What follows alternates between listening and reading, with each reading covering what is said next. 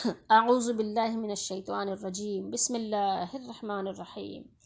بئس ما اشتروا به انفسهم ان يكفروا بما انزل اللہ بغیا ان ينزل اللہ من فضلہ علی من یشاء من عبادہ فباؤوا بغضب علی غضب وللکافرین عذاب مہین۔ کیسا برا ذریعہ ہے جس سے یہ اپنے نفس کی تسلی حاصل کرتے ہیں کہ جو ہدایت اللہ نے نازل کی ہے اس کو قبول کرنے سے صرف اس ضد کی بنا پر، ضد کون سی تھی؟ انکار کر رہے ہیں۔ ضد وہی تھی جو میں نے پہلے پڑھا تھا کہ یعنی نبی کریم صلی اللہ علیہ وسلم ان میں کیوں نہیں آئے، کر رہے ہیں۔ اللہ نے اپنے فضل وحی رسالت سے اپنے جس بندے کو خود چاہا نواز دیا، لہٰذا اب یہ غضب بالائے غضب کے مستحق ہو گئے ہیں، اور ایسے کافروں کے لیے سخت ذلت آمیز سزا مقرر ہے۔ یہ ہے تفہیم القرآن۔ اب یہ کنز الایمان کا ترجمہ بھی دیکھ لیجئے، یہ بئس ما اشتروا سے ہم نے پڑھا ہے نا، کس برے مولوں انہوں نے اپنے جانوں کو خریدا کہ اللہ کے اتارے سے منکر ہوں، اس کی جلن سے کہ اللہ اپنے فضل سے اپنے جس بندے پر چاہے وحی اتارے، تو غضب پر غضب کے سزاوار ہوئے، اور کافروں کے لیے ذلت کا عذاب ہے۔ آیت نمبر 90 کمپلیٹ ہو گئی۔ یعنی اللہ تعالیٰ نے یہاں فرمایا کہ کیسی بری چیز ہے وہ کہ جس کی خاطر انہوں نے اپنے آپ کو، اپنے جانوں کو بیچ دیا، اپنی جانوں کو انہوں نے اس کے بدلے میں بیچ دیا، اور اس کی خاطر انہوں نے اپنی فلاح، نجات، اپنی سعادت، اپنی کامیابی، اپنے رب کی رضا، سب کچھ انہوں نے قربان کر دیا، سب کو داؤں پہ لگا دیا۔ اللہ تعالیٰ ایسی ضد اور ہر دھرمی سے ہم سب کو بچائے، آمین۔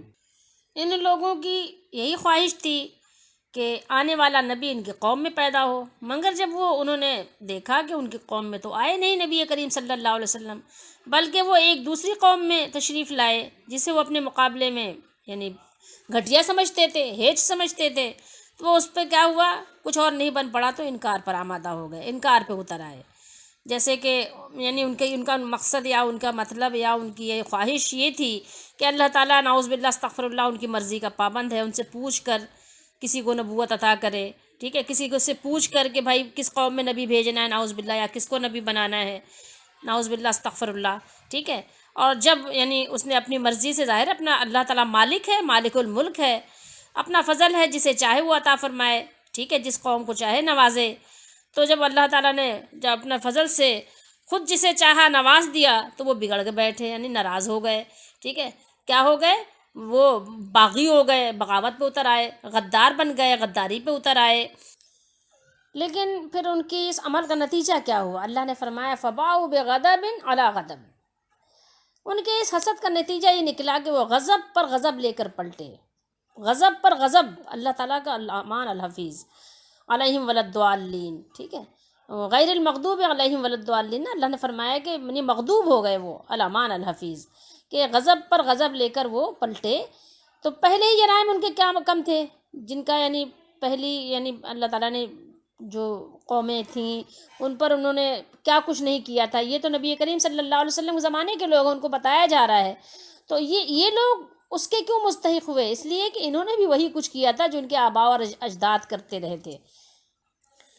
تو ان لوگوں نے اس کو بجائے اس کے کہ کنڈیم کرتے، اس کو یعنی اس کی مخالفت کرتے، ان سب نے بھی اسی روش کو لے کر آگے بڑھے ہیں، اسی کو لے کر آگے چلے ہیں۔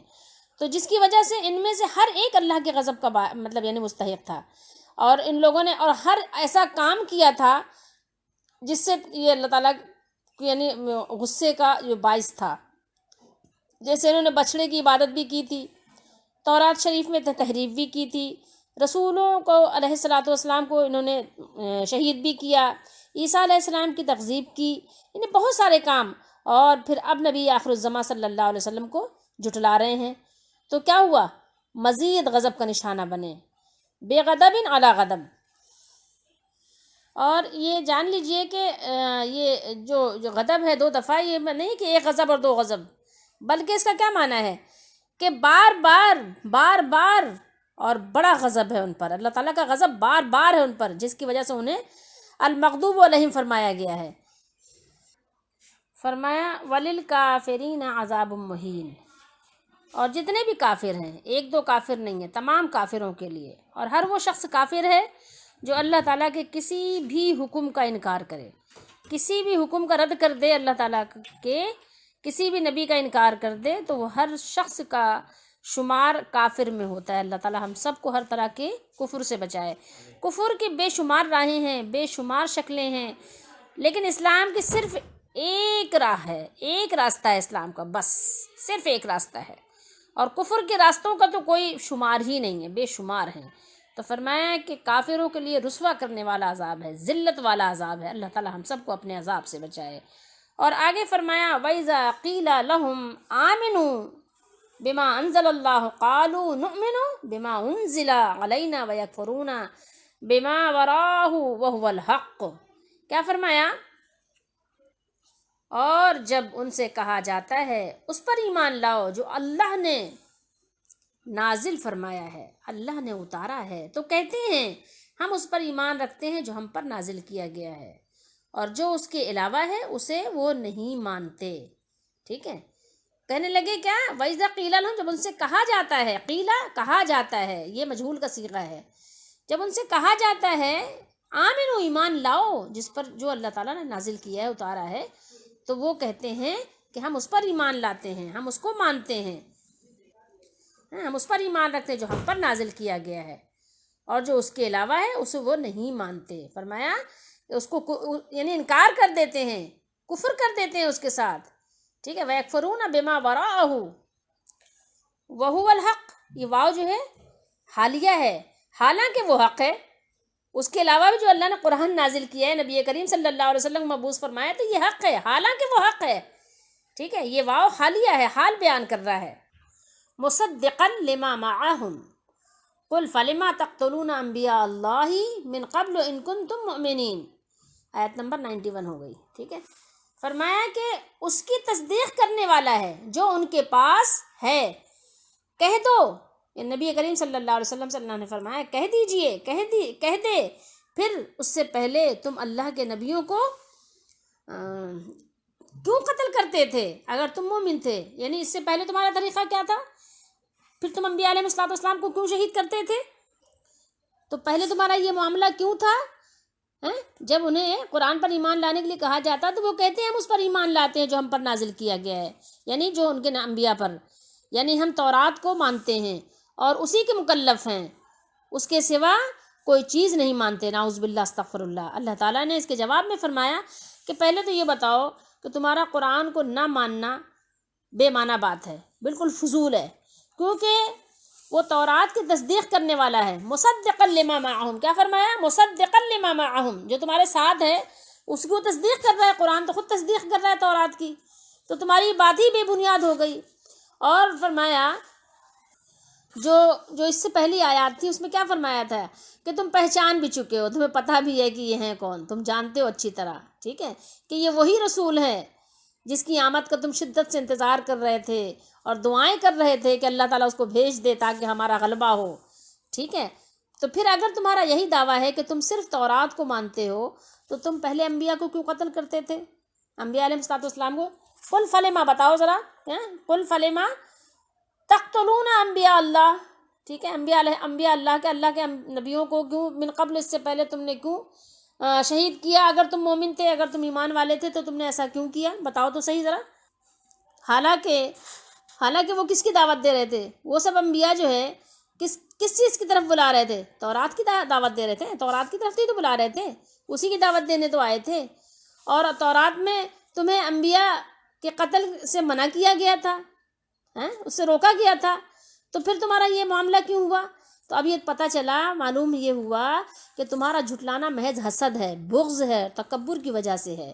ٹھیک ہے، یہ تمہاری صرف اور صرف خواہشات ہیں اور کچھ بھی نہیں ہے، جس کی وجہ سے تم قرآن کا رد کر رہے ہو اور صاحب قرآن کا رد کر رہے ہو۔ تمہاری ضد اور ہٹ دھرمی اور تکبر اور تمہارا جو ہے یعنی اپنے آپ کو بڑا منوانا، بڑا چاہنا۔ تکبر کا کیا ہوتا ہے کہ انسان اپنے آپ کو بس بڑا سمجھتا ہے، دوسرے کو جو ہے اپنے برابر کا نہیں سمجھتا، دوسرے کو جو ہے حقیر سمجھتا ہے، گھٹیا سمجھتا ہے، اور جو میں ہوں وہ کوئی دوسرا ہے ہی نہیں۔ انسانوں میں یہ ہے انسان کی خصلت، لیکن جب اللہ سے انسان ڈرتا ہے تو پھر وہ اس طرح کے حالات، اس طرح کے معاملات نہیں کرتا۔ تو بات یہی ہے کہ جب انسان تکبر کرتا ہے تو ہر ایک کو اپنے آپ سے کمتر جانتا ہے کہ جو میں ہوں یہ کیسے ہو سکتا ہے، جو مجھے مقام ملا اس کو کیسے مل سکتا ہے۔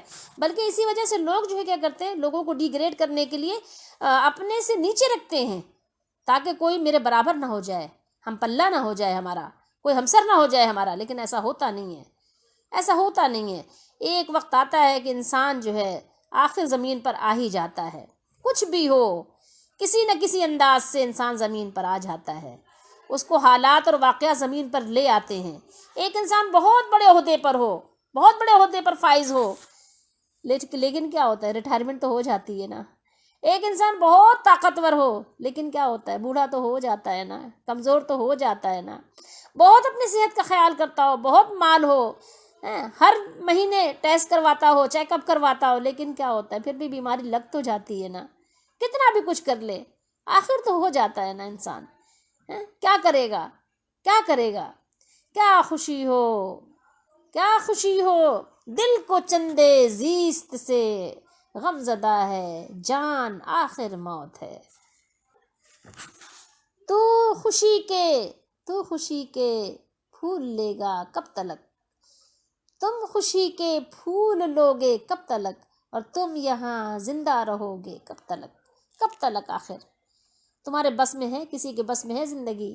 مان لو، آج مان لو، آج مان لو کہ قرآن حق ہے، آج مان لو کہ صاحب قرآن حق ہیں، آج مان لو کہ اللہ حق ہے، آج مان لو کہ جنت حق ہے، آج مان لو کہ دوزخ حق ہے، آج مان لو کہ قیامت حق ہے، آج مان لو کہ یوم الفصل فیصلے کا دن حق ہے۔